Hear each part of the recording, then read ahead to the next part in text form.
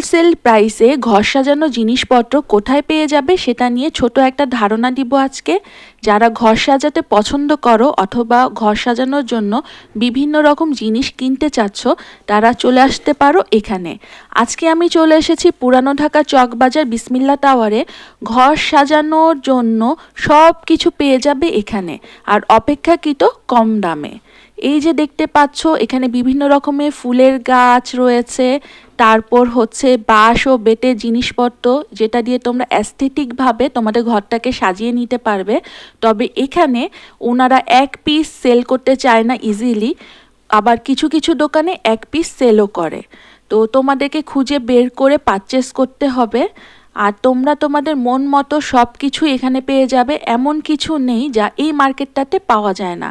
এই যে বেলি ফুল আমার কাছে খুবই ভালো লেগেছিল। তো আজকের জন্য আল্লাহ হাফেজ, কিপ ওয়াচিং মাই চ্যানেল।